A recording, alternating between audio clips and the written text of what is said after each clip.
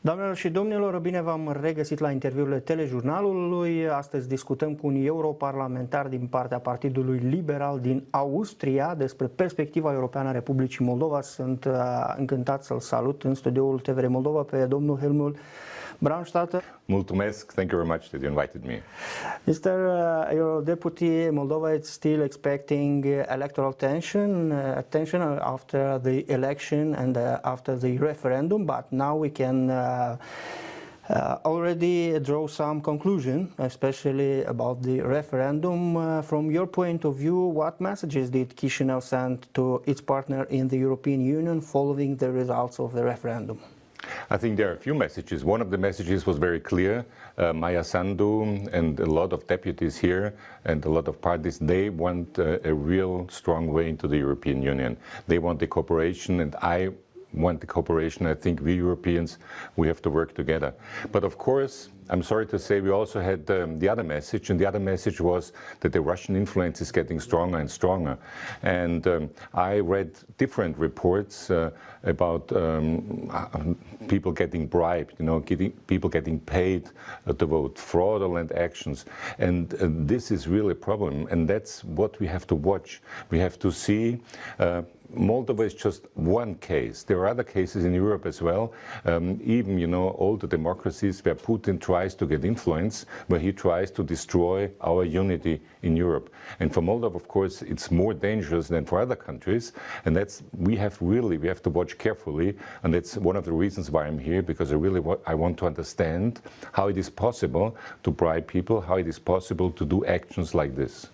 Do you think the European Union must to have some conclusion after this election and to make some politics for defense politics against the hybrid Russian aggression, and especially in democratic processing? Yes, I can tell you that in the European Parliament we talk a lot about disinformation. We talk a lot about what we can do. It's also kind of the responsibility of the platforms. The platforms have to understand that they are not just a technical platform, but it's also a platform which should be responsible what's written there. And if there are obvious lies, or if it's really just propaganda, or if it's even bribery, we have to explain it to the people, and I think that's very important. And the second thing which I understood also after a few meetings today, for Moldova, it's important that it gets closer to the European Union. I think the next steps are very important. We talked about roaming, that it finally works. We talked about SEPA, so the financial system. We talked about other things in the fields of agriculture. So I think what's important is that the people here in Moldova feel that they are welcomed in the European Union, that they have to do a lot of homework. There's no doubt about that.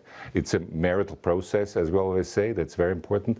But that we have to support in different ways. And everybody here has to know we are welcome within the European Union. Again, about the signal that sent Moldova to European Union, if you speak about the referendum, the constitutional referendum, it's a positive one or not so positive one, because we saw a different interpretation. Of course, some people had expected more than 50 point something percent. But on the other hand, I know that the figures are, you cannot prove it how many people voted against the European Union because of fraudulent actions, but we know that there were very strong actions, and we really have to follow up on that. And it's also a question of sanctions. I think everybody has to understand, if you try to influence a democratic process in another country, you cannot be a partner for us. So everybody who does that has to be sanctioned by the European Union. So at the moment, Moldova is finalizing the process of screening of European law and local law with European law, and we are ready, how said us our authorities, to start the negotiation with the European Union to become a member of the European Union.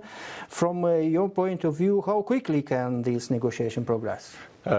There are two sides in that. One side is in the European Union. We have to change different things within the European Union. As we see it right now, what is Viktor Orban doing? He tries to use the possibility of his veto to block very important decisions. So we have to change some things in the European Constitution as well. That's our job. And then on the other side, the job of your government, of your politicians and of your parliament, of your NGOs as well. I think it's also touching the civil societies to do everything that this is a strong democratic society, that you have a really strong judiciary system.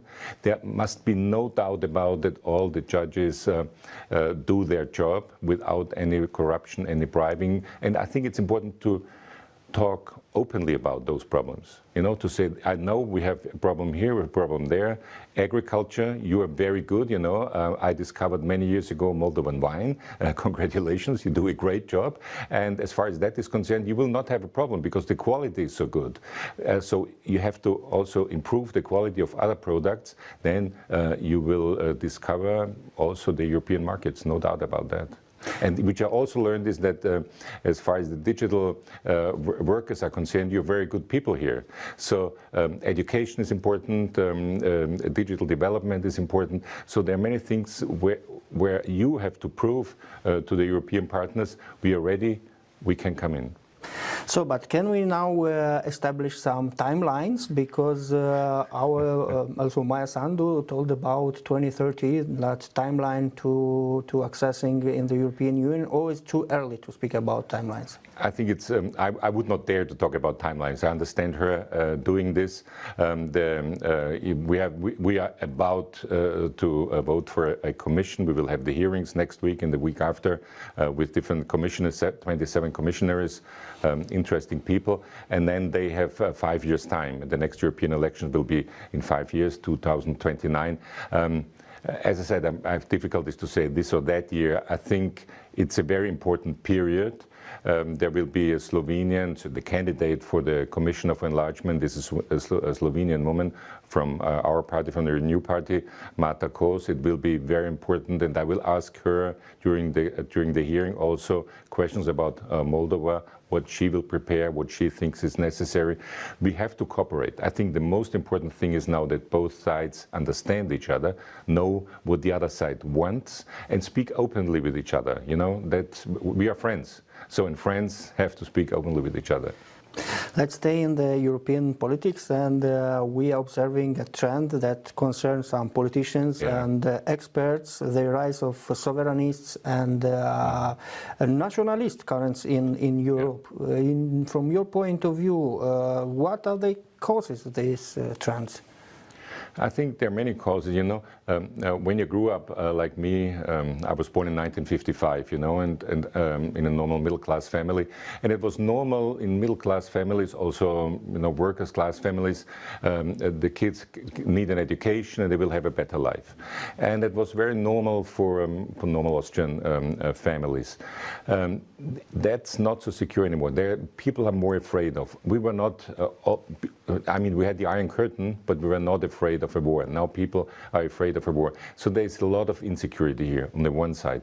And on the other side, this populism, which we see now in Europe and in America, when I was young, we didn't have that. You know, politicians, they didn't talk so much on television. They never talked in social media because we didn't have social media. So populism, as we see it now, didn't exist then.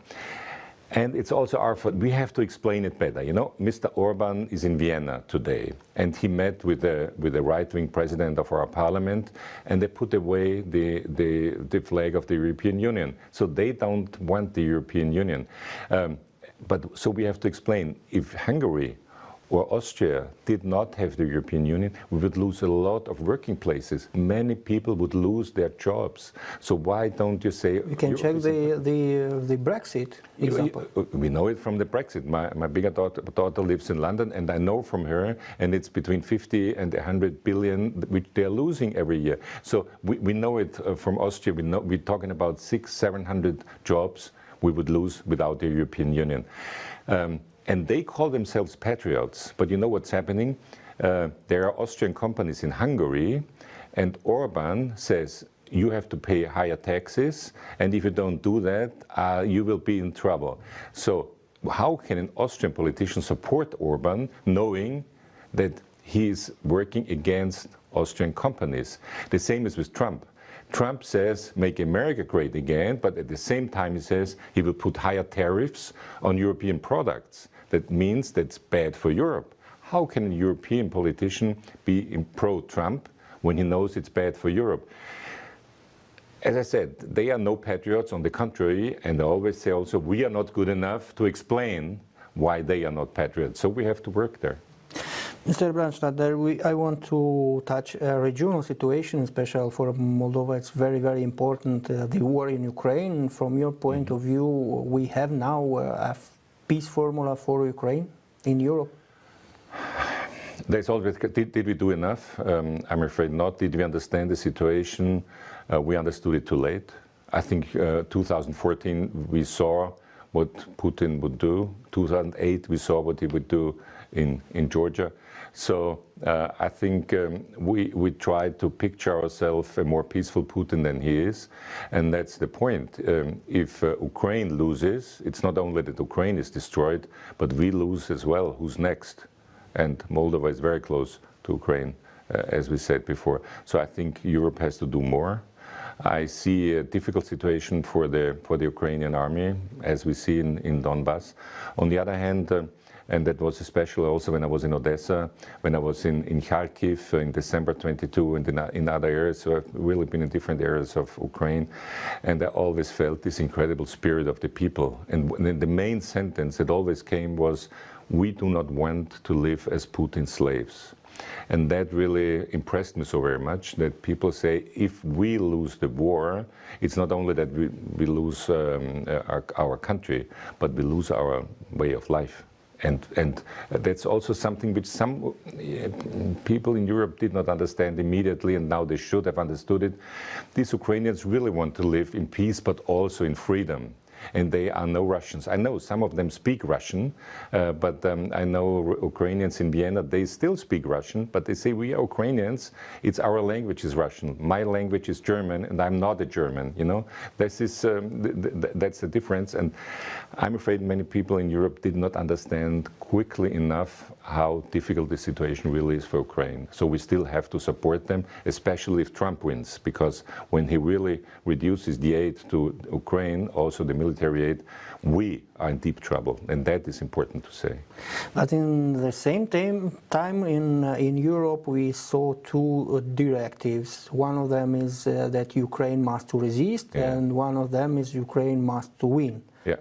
Which of one is more acceptable now for Europe? It's very difficult, but I understand when the Ukrainian people say we have to win, because if they do not win, if they, you know, if the war stops tomorrow, okay, dying stops tomorrow. That's very good. But what's in 1 year? We know that Putin lost a lot of soldiers, a lot of tanks and airplanes and so on, and he will rebuild it. We know that he already got people from North Korea into the war, so he will not give up. If he gets a small part of Ukraine, he wants to have all of Ukraine, and that is something we really have to think about. We have to understand. And the last question is, how does the European Parliament and political group view of the situation now it's in Georgia? Georgia is also one candidate state. Yeah, we, you know, when the president of Georgia says that this was a fraudulent election, when we see the pictures, when they put you know, paper in the ballots, when we know that people were beaten because they didn't do what certain strongmen wanted them to do, we know it was not a regular election. And on the other hand, we know from polls that 80% of the Georgians want to enter the European Union. So that's something which really Mr. Ivanishvili will have to decide one day. How can he hold down the people who want to have a different life?